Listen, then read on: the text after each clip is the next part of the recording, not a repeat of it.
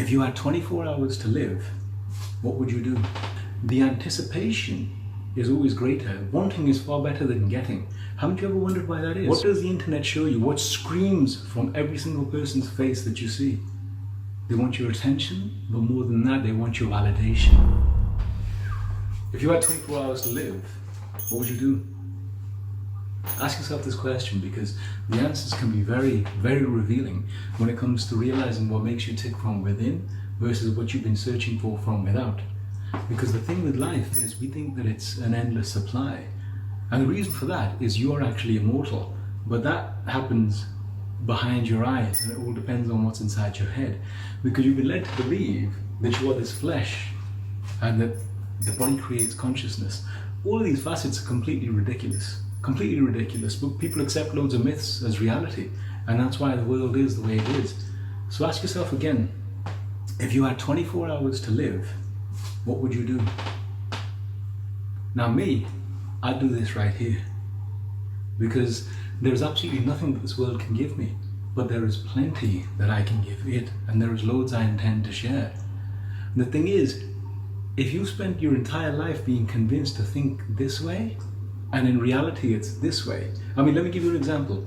Let's say you get an instruction manual, and the instruction manual says that the palm is facing upwards and the fingers go out to the side, and you're sitting there doing this and wondering why nothing is happening, when in reality it was supposed to be like this, and over time it's gradually been sank, put back and flipped.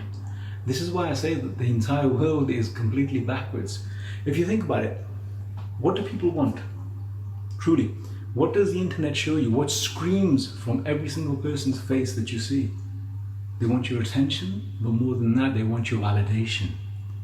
But if you ask them to look underneath that, to see what it is that they truly desire, the reason why they do it, the only reason why you put up with a crappy boss, you take all the mess in your life, and you do what you do, is because you want the feelings.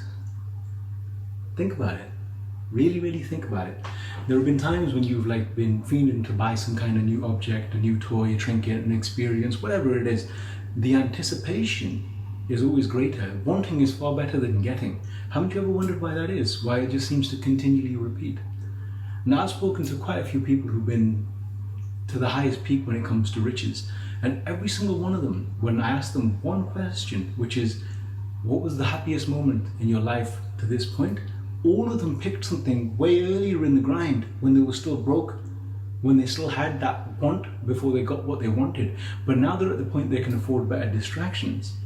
So why even go there? Why not go straight to the feelings? Why not go straight to the connect? Why go to the middleman? You're the best dealer in the world. All the chemicals you want come from here. You just got to learn how to access them. And this is what the modern world does so well. Take the phone, for example. Everyone is hooked to their phones. They can't live without them. But there was a while back you could go and buy heroin and cocaine off the shelf, and they thought, oh well, that's okay. Not long after that, your doctor was sitting there and he'd be smoking a cigarette and telling you, this is all good. So things change with the times, and in about 20, maybe 30 years time, they're going to realize what this is doing, because it's frying people's dopamine centers, and people are just straight up fiends, and the apps themselves are designed to be addictive. So this is why I say to you that everything is within. And life, in many respects, is the greatest optical illusion you ever could imagine. This is why I've said to you, I said it in my opening statement that I'll link in the comments, that you are another me. Together we. Look at that word, right? Me. If you flip it around, it's you phonetically. You see how this entire world has been turned upside down? And if you can see it like that, if you can start working backwards, then you leave the adulteration that you are and you regain your inner sense. Because right now you are locked into a tiny little mind-made prison inside your mind, and it's false. It doesn't exist. This is an adulterated aspect of you. It's not the whole thing. And that's why you crave this, that, and the other. You want these things, you want the validation, because fundamentally, if you take people's core programming and you look at what their conception of self is built on, it's 4 words: I am not enough. Doesn't that explain so much that you see in the world? The way people go on, what they expect, what they hope for? because they think, oh, if I get this, then I'll be enough. If I get this, then I'll be enough. If I get this, then I'll be enough. And it never is. It never is. Do you know anyone that's ever had one plastic surgery? That's the same thing, because what they're dealing with is a defect within that then projects psycho-emotionally onto something, and then they'll pick another one, and another one, and another one, and then they'll get that weird looking face going on that everyone gets with too much surgery. This is the world we're living in. The inmates took over the asylum. Everyone is straight up crazy, and I'm probably the nuttiest for realizing it and still being in the mix with all of y'all. This is what I mean when I say the game is mental, right? Because it works on all levels. If you think about what you're doing, you'll realize how absolutely insane it is. And that's why the schizophrenic is entirely correct. The schizophrenic perceives higher vistas of reality, right? But his ordinance is messed up. See, that's another topic that we're going to get into, but I'd recommend you check the article that I pinned below, because it gives you an example of being lost in the desert and someone who is selling you water in order to make sure that you don't find your own oasis. And that is the secret to all of the business models that operate in this realm. Everyone who has anything for sale, it can be from religion to television to clothes to concepts to cars, anything, this is what they're basing it on, right?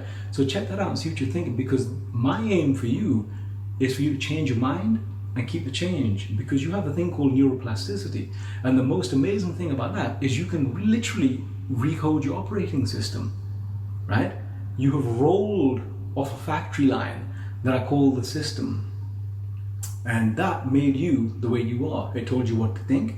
Well, it told you what to thunk. There is a difference between thinking and thinking. It told you what to thunk, and that's why every single thought that goes on inside your head is totally predictable. Haven't you ever wondered why you know where they're going? Whereas when you were a child, you'd have them moments and your imagination would be like, oh yeah, and you'd get something completely new, right? This is what's missing. This is what we're all seeking in life. So once again, I ask you, if you had 24 hours to live, what is it that you would do? Now ask yourself why you are not doing it, right? Self-inquiry. You know, you should have an examined life. You should know why you're doing things, what your motivations are, what your reasons are, what your intent is. So ask yourself, why not? What's stopping you? Go do it. Till we meet again.